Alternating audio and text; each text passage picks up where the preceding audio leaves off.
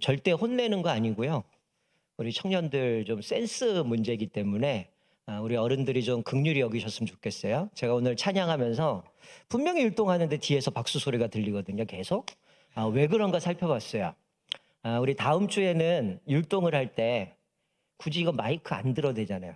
네, 오늘 보니까 우리 교회 성도님들을 아주 고차원으로 생각하시는 것 같아요. 한 명은 오른손에 마이크를 들고 한 명은 왼손에 마이크를 드니까 율동을 두 사람 걸 합쳐야 하나가 돼요. 그러니까 이런 거죠. 한 명은 이렇게 하고 있는데 한 명은 이러고 있어요. 그러면 이걸 두 개 합쳐야 돼, 이렇게.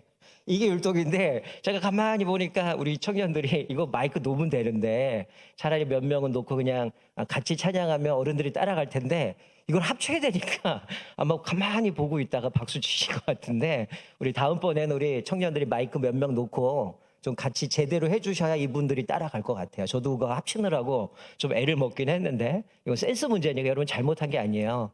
이거 혼내면 또 집에 가면 아들, 딸이 혼드니까.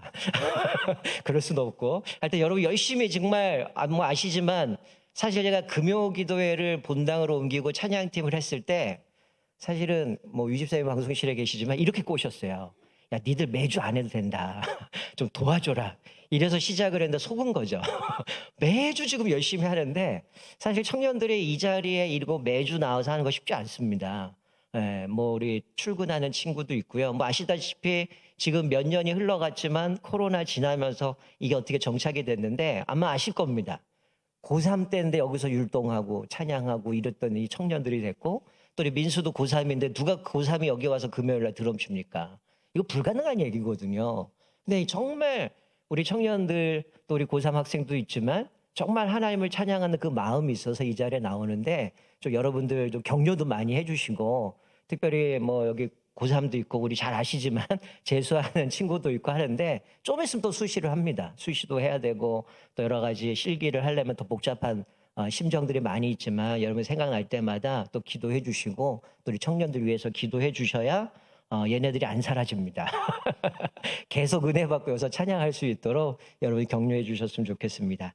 자, 오늘 제가 마태복음 5장 7절 한 절 말씀 읽었는데요. 우리가 어느덧 공동체 성경 읽기가 이제 마태복음 묵상하게 되는데 이 말씀은 어제 본문 말씀이죠. 오늘은 예수님께서 이제 3대 사역 또 가르치시고 치유하시고 선포하시는 그 3대 사역을 하면서 많은 병자들 고치는 장면까지 오늘 살펴봤는데 저는 오늘 이거를 어제 묵상하면서 좀 11월 19일 온 가족 축제 우리가 좀 계획을 하고 이제 몇 주가 되면 지나고 나면 저희들이 이제 각자 또 마음에 품고 있는 사람들을 좀 마음에 정하고 이름을 적어서 제출도 하고 또 그 사람들 어떻게 하면 다시금 교회로 데려올 수 있을까 또 고민도 하고 여러 가지를 준비할 텐데 오늘 이 말씀을 좀 묵상하면서 우리가 그분들을 또 우리 가족 식구들을 또 우리 지인들을 또 교회에 데리고 올 수 있는 방법 또 그 사람들을 다시금 하나님을 섬길 수 있도록 만들 수 있는 방법은 가장 쉬운 건 내가 바뀌면 되는 겁니다.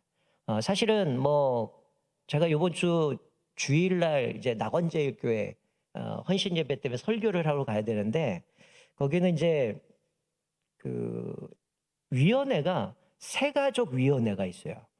새가족이 많아서 새가족 위원회인지 모르겠는데 우리 교회로 식으로 한다면 그 안내부가 있고 새가족부가 있잖아요. 그 새가족부만 따로 위원회가 있어서 그분들 위한 위원회 헌신 예배를 드리는데 제가 뭐 새가족 이렇게 해라 저렇게 해라 그거는 굳이 뭐 그 교회에다 얘기할 건 없고 그래서 우리가 새가족들이 정착을 하고 교회로 데려올 수 있는 방법 결국은 내가 바뀌면 되거든요. 그 부분을 좀 나누려고 지금 말씀을 준비를 했는데 오늘 이 마태복음 5장 7절 말씀도 우리가 사실은 온 가족 축제 때 우리 가족 중에 예수 믿다가 낙심한 자도 있을 거고 아직도 예수를 모르는 사람도 있을 거고 또 우리 성도님들 중에도 예수를 믿다가 또 장기 결석자가 된 분들도 있을 거고 다양한 분들이 있을 겁니다. 그래서 우리가 그분들을 다시금 하나님 앞에 나아가게 하는 방법 중에 하나가 뭐가 있을까? 사실은 그들이 나아가지 못하는 방법 중에 하나는 결국은 우리들이 걸림돌이 되는 경우가 많이 있거든요. 자, 오늘 읽은 5장 7절 말씀은 팔복 중에 하나입니다. 여러분, 긍휼히 여기는 자는 어떤 자들일까요? 어느 책에 보니까 어느 분은 이렇게 표현을 하더라고요. 긍휼히 여기는 자는 남들을 자비롭게 대합니다. 그들을 위해 기도하는 것을 멈추지 않습니다. 그들에게 구체적인 도움을 주는 사람들입니다. 이게 긍휼히 여기는 자다라고 얘기를 하죠. 남들을 자비롭게 대한다. 또 그들을 위해서 기도하는 것을 멈추지 않는다. 그들에게 구체적인 도움을 주는 사람들이라 이렇게 얘기를 합니다. 여러분 긍휼히 여기는 사람이 어떤 사람일까요? 뭐 성경에 여러 다양한 모습들이 나오겠지만 여러분 출애굽기 34장 6절에 보면 하나님께서 이스라엘 백성들에게 하나님이 누구신가를 직접 이야기를 하시는데 하나님의 성품에 대해서 이렇게 얘기를 해요. 여호와께서 그의 앞으로 지나시며 선포하시되 여호와라 여호와라 자비롭고 은혜롭고 노하기를 더디하고 인자와 진실이 많은 하나님이라. 즉 하나님의 성품에 대해서 자비롭고 은혜롭고 노하기를 더디하고 인자와 진실이 많은 하나님 5가지를 이야기하는데 여기서 우리가 흔히 많이 쓰는 은혜롭다라는 단어가 있잖아요. 은혜롭고 노하기를 더디하고 이렇게 되어 있는데 은혜롭다라는 단어가 여러분 70인역이라고 히브리어로 된 성경을 헬라어로 번역한 성경이 있어요. 그게 70인역인데 이 70인역에서는 은혜롭다라는 단어를 뭐로 번역했냐면 긍휼하다라는 단어를 써요. 긍휼이라는 단어로 번역을 했습니다. 여러분 긍휼이 뭡니까? 긍휼이라는 단어는 상대방이 나에게 뭔가를 했기 때문에 보상해 주는 것이 긍휼이라고 얘기하는 게 아니에요. 긍휼이라고 하는 것은 뭐냐면 상대방이 나에게 뭘 했느냐 하지 않았느냐 그거와 상관없이 그 사람에게 베푸는 호의입니다. 쉽게 얘기하면 예수님께서 말씀하시는 이 긍휼력이라고 하는 거는 그 사람이 나에게 뭘 했느냐 어떻게 나에게 베풀었느냐 그거 신경 쓰지 말고 내가 그 사람에게 더 많은 사랑과 자비를 베풀라고 말씀하는 거죠. 여러분 이걸 우리가 어디서 찾을 수 있습니까? 쉽게 얘기하면 내가 그 사람에게 뭔가를 했기 때문에 그 사람이 나에게 자비를 베푸는 게 아니고 내가 뭘 한 거와 상관없이 저 사람이 나에게 은혜라고 표현하는 것처럼 긍휼을 베푸는 거죠. 이걸 어디서 찾을 수 있어요? 가장 쉬운 거는 하나님이 나에게 은혜 베푸신 것. 하나님이 나에게 긍휼을 베푸신 것. 그게 뭡니까? 구원이죠. 여러분 우리는 어때요? 구원이 우리의 어떤 행위의 결과입니까? 아니라는 거죠. 어떤 자격이 있습니까? 전혀 없죠. 조건이 있습니까? 내가 뭘 했기 때문에 내가 어떤 자격을 가졌기 때문에 구원받았나요? 내가 어떤 것을 했는가 상관없이 하나님께서 일방적으로 나에게 긍휼을 베풀어 주신 거고 은혜를 베풀어 주신 거죠. 그래서 성경은 뭐라고 얘기해요? 그 은혜로 구원받았다라고 얘기를 하는 거죠. 여러분 여기서 긍휼을 베푼다라고 얘기하는 것들이 바로 예수님이 그 얘기를 하는 겁니다. 팔복을 이야기하면서 앞에 4가지는 전체적으로 똑같지만 하나님께서 천국 백성들이 어떻게 살아가야 되는가 어떻게 보면 그리스도인들의 성품에 대해서 4가지를 쭉 이야기를 하면서 이 팔복들을 이야기하고 있는데 특별히 저는 이 긍휼히 여김을 받는 자는 긍휼히 여김을 받을 것이다 이렇게 얘기를 하고 있는데 저는 이것을 보면서 우리가 이제 11월 19일 뭐 가족이든 아니면 지인이든 아니면 우리 교회 성도든 이 사람들을 다시금 교회로 데리고 오고 신앙생활을 하기 위해서는 사실은 가장 큰 샘플은 우리거든요. 내가 어떤 삶을 사느냐 그것을 보고 지인들이 나를 통해서 교회 가고 싶은 마음이 생길 거고 가족이 우리 엄마 아빠를 보면서 교회 가고 싶은 마음이 생길 거고 남편이 나를 보고 또 아내가 나를 보고 교회 가고 싶은 마음이 들어야 되는데 사실 우리 그리스도인들이 사실은 걸림돌이 되는 경우가 상당히 많은 퍼센트를 차지합니다. 왜 교회 안 갑니까? 누구 때문에 안 갑니다. 쟤 때문에 교회 안 갑니다. 저렇게 산다면 나는 교회 안 갑니다. 옛날에 제가 뭐 전에 다른 지역에서 사역을 할 때 한 아파트에서 근데 구조 자체가 잘못된 거죠. 아파트가 디귿자로 이제 아파트가 이렇게 있는데 그 가운데 뭐가 있냐면 테니스장이 있어요. 여러분 테니스 언제 칩니까? 테니스 언제 쳐요? 뭐 시간 날 때 치겠죠. 대부분 언제 쳐요? 아침에 운동하러 간단 말이에요. 그러면 아파트는 이 사면이 막혀 있는데 그 안에 테니스장이 있고 아침부터 공 땅땅 때리면 어떤 소리가 들릴까요? 예. 막 땅땅 소리 나면 이제 늦게 잠을까지 자는 분들은 그게 되게 새벽부터 떠들고 막 소리 지르고 동소리 나면 짜증이 나거든요. 근데 어느 날은 그 아파트 가서 전도를 하는데 어떤 사람이 그런 얘기를 하는 거야. 내 저거 교회 가고 싶었는데 저 아줌마 때문에 교회 가고 싶은 마음이 정림에 툭 떨어졌다고. 왜 그러냐면 새벽에 운동을 하면 저 아줌마가 베란다 창문 열고 엄청 욕을 한다는 거야. 야, 이 XX들아, 잠도 없냐? 좀 조용히 해라 이러면서 막 소리를 질렀다는 거예요. 그래서 도대체 무슨 얘기인가? 그걸 알고 봤더니 제가 섬기던 그 집사님이었어요. 그랬더니 그 집사님이 아침만 되면 창문 열고 물도 끼지기도 하고 소리도 지르고 이러니까 사람들이 어떻게 그분이 또 교회 다니는 걸 또 다 알아요. 그러다 보니까 사람들이 뭐라 그럴까요? 아우, 저 여자가 다니는 교회면 난 안 갈 거야. 이러다 보니까 전도할 때마다 그 얘기가 나오는 거야, 그 아파트는. 여러분, 이게 사실은 하나의 뭐 극단적인 예일 수도 있겠지만 사실 예수 믿는 사람들이 살아가는 삶의 모습을 통해서 그들이 예수 믿는 게 저런 거구나. 하나님 섬기는 사람들이 저런 거구나. 이런 걸 먹으면서 우리가 예수를 믿는 하나의 방법이 되어지는데 사실은 한국 교회가 그 많은 수많은 사람들을 놓치는 이유 중에 하나는 우리들의 삶에 안타까운 모습들이 계속 이어져 가거든요. 사실 제가 노골적으로 얘기는 못하겠지만 제가 오늘 이 설교하기 전에 제가 집에 잠깐 들어갔다가 이제 넥타이 메고 나오는데 TV에서 딱 하나 뉴스에서 하나 사건이 딱 나왔는데 막 짜증이 나는 거예요. 그 얘기 저것을 딱 보는 순간 아마 곧 여러분들이 알게 되니까 제가 굳이 얘기는 안 할 건데 그 사건 때문에 또 교회가 엄청나게 욕을 먹겠구나. 어떤 성범죄에 대한 부분인데 충격을 먹었어요. 충격을 먹고 저게 또 뉴스에 다 드러났구나 하면서 가해자랑 당사자랑 또 통하는 내용이 나오면서 곧 내일쯤 되면 뉴스에 아주 쫙 퍼지겠구나.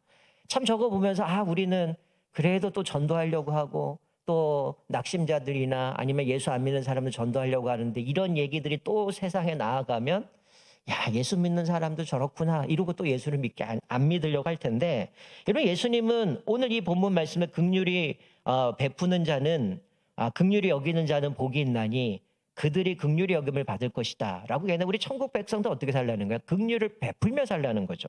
이거는 예수님이 더 많은 사랑, 더 많은 자비를 베풀라고 이야기를 하는 겁니다. 여러분, 사실 이 당시에 종교 지도자들은 뭘 가르쳤습니까?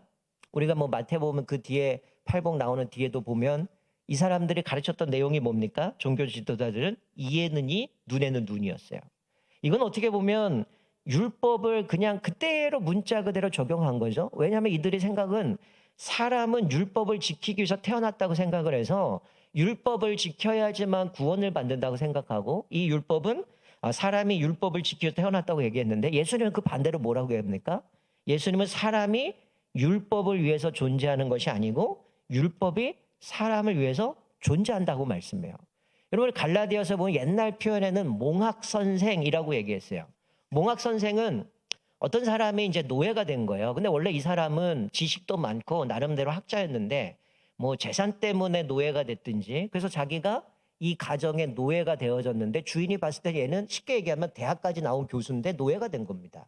그러니 이 주인이 자기 아들을 키워야 되는데 이 사람한테 내 자녀를 맡기는 거예요.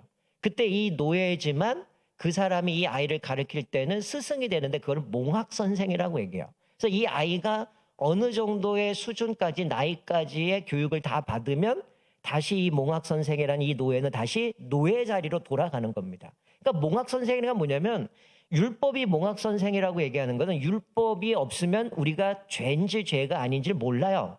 그러니까 율법의 기능은 뭐야? 몽학선생이라는 거죠.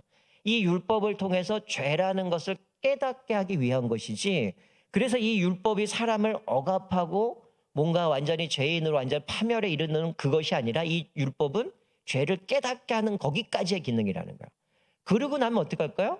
내가 죄라는 걸 깨닫게 되면 당연히 우리가 회심을 해야죠. 하나님 앞에 내가 죄인임을 고백해야 되고 내가 하나님 앞에 복종해야 되고 그러면 그 율법은 그 뒤에 어떤 죄를 깨닫는 것까지만 하고 난다면 그 이후에 뭡니까? 우리가 뭐 갈라디아서 로마서 보는 것처럼 우리가 구원을 받는 게 율법을 지키는 게 아니라 예수 그리스도의 은혜로 구원받았다면 이 율법은 뭡니까? 우리에게 뭔가 억압하려고 준 게 아니라 사실은 율법은 우리에게 더 많은 행복과 더 많은 자유를 얻게 하기 위해서 율법을 줬다라는 거예요. 근데 이 당시에 종교 지도자들은 계속 가르친 게 이에는 이, 눈에는 눈. 네가 이렇게 했으면 너도 이렇게 보복을 당해야 되고 이것을 가르쳤지만 예수님은 뭐라고 말씀합니까? 긍휼을 베푸라고 얘기를 하는 거죠. 여러분, 긍휼을 여기는 사람들이 누릴 축복이 오늘 본문의 짧은 말씀이죠. 뭐라고 얘기합니까? 긍휼을 베푸는 사람은 그 긍휼 때문에 긍휼을 받게 된다라는 거죠.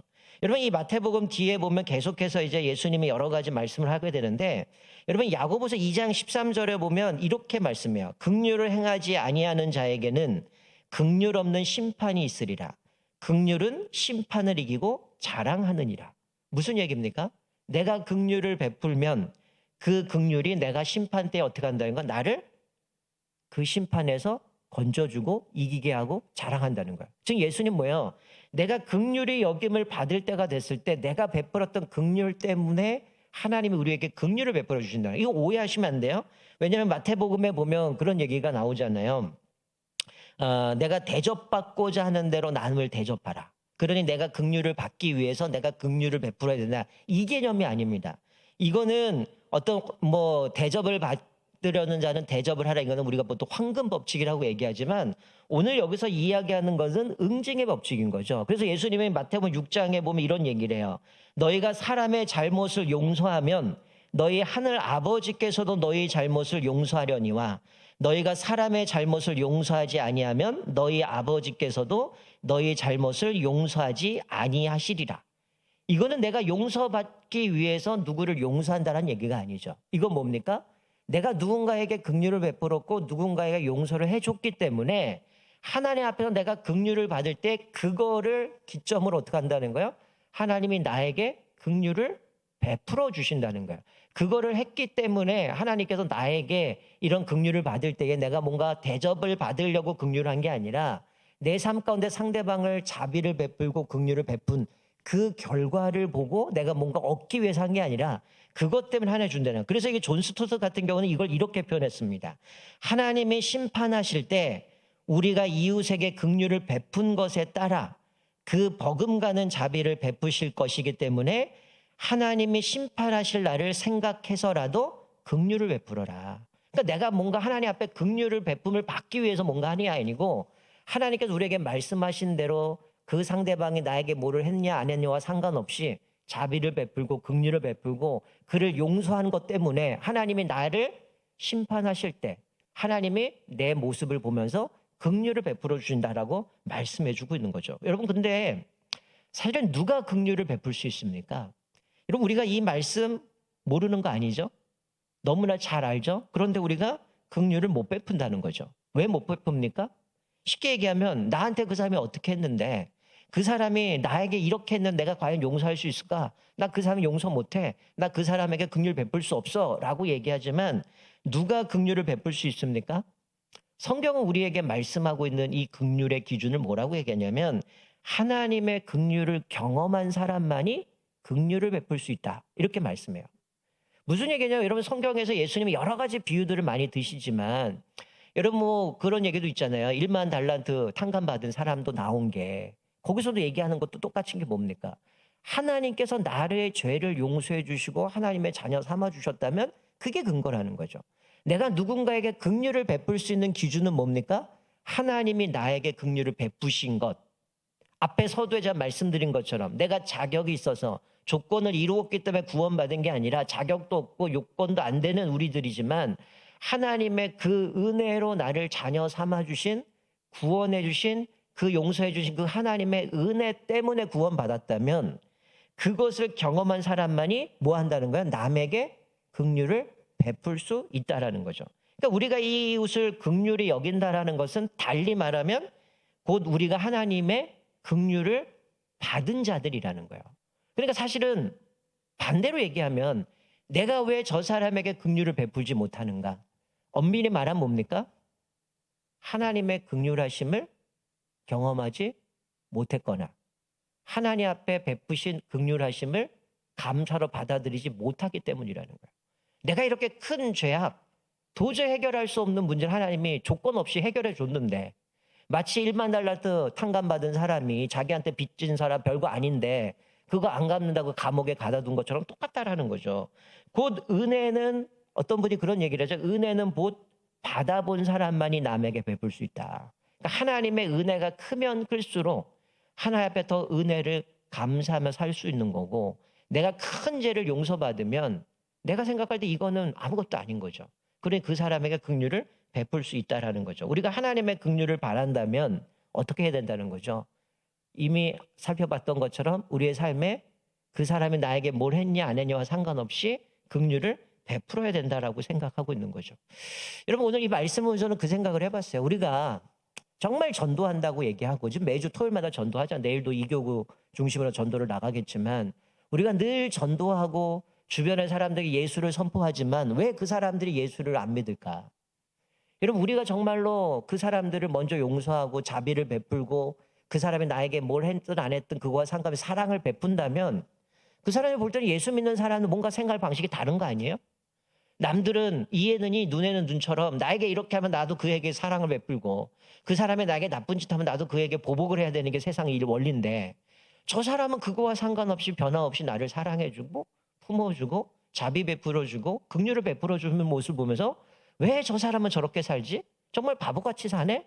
그런데 알고 봤더니 그 이유가 하나님 말씀대로 살아가다 보니까 그 삶의 방식이 달라진 거예요. 예수를 믿다 보니까 내가 이렇게 달라져서 이게 사실은 예수 믿는 사람들의 삶의 방식이거든요. 근데 오랜 세월 예수는 믿었다고 얘기하는데 결정적인 순간에는 뭡니까? 세상 법을 쓰거든요. 네가 나한테 이렇게 했는데 내가 어떻게 너를 용서해? 근데 예수님 뭐라 그럴 거야? 야, 내가 너를 어떻게 용서했는데 네가 그럴 수 있냐? 이 얘기를 물어보신다고 우리는 아무 할 말이 없다는 거예요. 오늘 긍휼히 여김을 받는 자라고 하는 거는 사실은 하나님의 은혜를 정말로 깨닫는 사람이라면 사실은 용서하지 못할 사람이 없는 거고요. 내가 긍휼을 베풀지 못할 사람이 없다라는 겁니다. 우리가 오늘 이 짧은 말씀 보면서 한번 우리들의 모습을 몰아봤으면 좋겠어요. 나는 그들에게 긍휼을 베풀지 않으면서 늘 하나님 앞에 기도할 때 하나님 나를 좀 긍휼히 여겨 주옵소서. 하나님 나에게 자비를 좀 베풀어 주옵소서. 하나님 나를 좀 사랑해 주시고 또 나를 좀 용서해 주시고 하나님 나를 인도해 주옵소서. 이거 가식적인 거 아닙니까? 하나님 앞에 은혜 받았는데 자기는 은혜도 베풀지 않고 자비도 베풀지 않고 긍휼도 베풀지 않으면서 늘 하나님 앞에 나 용서해 주시고요. 하나님 나에게 긍휼 베풀어 주시고요. 나 이렇게 해 주세요. 이거는 이율배반적이라는 거죠. 하나님은 우리에게 이렇게 은혜를 받았다면 너희도 예수님처럼 그렇게 긍휼을 베풀며 살라고 말씀하고 있는 거죠. 여러분 어느 수도원에 아주 다루기 힘든 수도사가 하나 있었습니다. 이 사람이 너무 교만해가지고 남과 시비와 불화를 일삼고 늘 사람들에게 눈에 가시가 되었습니다. 말다툼이 벌어지면 십중팔구 그 사람이 개입돼 있었고요. 그리고 수도사들이 모인 곳마다 그의 이름이 오르락내리락 항상 이름이 오르락내리락 했다는 거예요. 그 사람은 친구는 하나도 없고 그 사람에게는 적들만 가득 있었다는 거예요. 그래서 이 수도사는 결국 그 수도원에서 분을 참지 못하고 결국 수도원을 떠나고 말았습니다. 그가 떠난 것을 나머지 수도사들은 좋아했지만 이 수도원장은 먼 길을 달려가서 그 떠난 수도사에게 찾아가서 제발 좀 다시 돌아오라고 다시 돌아오고 그렇게 권면을 합니다. 근데 이 사람은 절대 돌아가지 않겠다고 고집을 부립니다. 그러자 수도원장이 수도사에게 제안을 합니다. 네가 만약에 돌아온다면 내가 너에게 봉급도 주고 그리고 수도원에서 가장 좋은 보직을 주겠다라고 설득을 합니다. 그리고 며칠이 지나고 나서 다시 이 수도사가 수도원으로 돌아왔습니다. 그랬더니 다른 수도사들의 얼굴빛이 변한 거죠. 왜냐하면 봉급도 주겠다, 가장 좋은 보직을 주겠다라고 소문이 퍼지게 되니까 이 나머지 수도사들이 격앙되는 거죠. 마침내 이 수도사들이 도저히 참지 못해서 원장에게 찾아갑니다. 그래서 해명을 요구합니다. 도대체 어떻게 이럴 수 있는가? 여기 완전 문제거리고 가시고 늘 여기에 문제만 일으켰던 사람인데 어떻게 그 사람을 다시 데리고 오고 그리고 그 사람에게 봉급도 주고 좋은 보직을 주겠다고 얘기하느냐. 근데 수도원장이 이렇게 말을 했어요. 이 수도자가 말썽을 많이 부린 것은 사실입니다. 그러나 그것 때문에 우리가 인내와 친절과 긍휼의 마음을 배운 것도 사실입니다. 이것이 그가 우리와 함께 있어야 할 이유입니다. 이것은 그만이 줄 수 있는 살아있는 교훈이기 때문입니다. 이런 얘기를 했다는 거예요. 여러분 어느 공동체든 분명히 그 공동체 안에는 늘 가십거리가 있습니다. 사람들하고 부딪히는 사람 여러 가지 많은 어려움들이 있어요. 그래서 사람들은 그 때문에 상처받고 아파하기도 해요. 그래서 생각이 그 가시만 없으면 우리 공동체는 더 나아질 것이라고 생각을 하게 되죠. 그러다 그 가시를 꺾어서 내쫓아 버려요. 그런데 문제는 그 가시가 사라지면 평온해야 되는데 그 공동체는 또 가시 같은 노릇을 하는 또 다른 가시가 등장하게 되죠. 그리고 그 가시는 어떻습니까? 이전의 가시보다 더 큰 가시가 돼서 사람들을 찌르고 상처를 주고 넘어뜨리는 모습을 보게 돼요. 결국 이 일이 반복되어지면 어떻게 됩니까? 공동체가 와해돼서 무너져 버리는 거예요. 그래서 공동체 안에 있는 가시는 사실은 내 몸의 한 부분이라고 생각하고 품고 다스리며 살아가는 것이 더 유익하다라는 것들을 깨닫게 되어줍니다. 여러분 사실 얼마나 그렇습니까? 이 사람만 없으면 행복할 텐데, 이 사람만 없으면 우리는 평안할 것 같은데. 그런데 교회라는 것은요, 또 공동체라는 것은요, 죄인들이 모여 있는 것이기 때문에 절대 평안하지 않습니다. 또 다른 사람이 가십거리가 되게 되고 그거를 쫓아내기 위해서 또다시 공동체가 무너지고 반복이 되면 결국 공동체가 무너져 버린다는 거예요. 그런데 오늘 말씀처럼 그 사람이 어떻든 간에 우리가 긍휼을 베풀어서 그 사람을 자비로 베풀어주고 품어주고 세워져 가다 보면 어떻게 될까요? 그 사람들이 하나씩 늘어감에 통해서 공동체가 평안을 찾아가게 되어짐을 말씀해 주고 있습니다. 우리가 이제 몇 주 동안 계속해서 우리 온 가족 축제를 위해서 기도하면서 또 우리 나름대로의 마음의 사람을 작정하고 세워갈 텐데, 아마 어쩌면 나의 이런 연약함 때문에 그 사람과 관계가 깨어져서 가족 중에도 예수 안 믿는 사람이 있을 거고요. 때로는 정말 친했던 사람이 나 때문에 교회에 대해서 징글징글하게 생각하는 사람도 있을 거고, 여러 가지 모습들이 있겠지만 한번 이 기간 동안 나를 좀 돌아봤으면 좋겠어. 내가 하나님 앞에 받은 그 은혜들을 정말 감사하면서 나도 그 은혜들을 사람들에게 베풀면서 긍휼을 베풀고 자비를 베풀고 있는가. 또 어쩌면 저 사람만 없으면 우리는 좀 더 행복해질 것 같은 그런 생각 가운데 오랜 세월 지냈던 친구를 그다음부터 연락도 끊고 절교하고 생전 아는 척도 안 하고 그런 관계 때문에 오히려 내가 그 사람들을 교회에 이끌어가는데 걸림돌을 대고 있는 것은 아닌가 한번 살펴봤으면 좋겠습니다. 우리가 오늘 말씀을 기억하면서 하나님께서 우리에게 말씀하신 것처럼 나는 정말 그 사람들 긍휼을 베풀고 있는가? 그 사람 나에게 뭔가를 했기 때문에 나도 똑같이 그 사람에게 하는 것이 아니라 나에게 어쨌든 그와 상관없이 그 예수님께 받은 그 은혜를 생각하면서 그들을 품고 이해하고 배려하고 섬겨줌으로 인하여서 또 한 영혼을 더 품고 또 주님 앞에 이끌 수 있는 저와 여러분 되시기를 주님의 이름으로 축원드립니다. 아멘. 우리 아까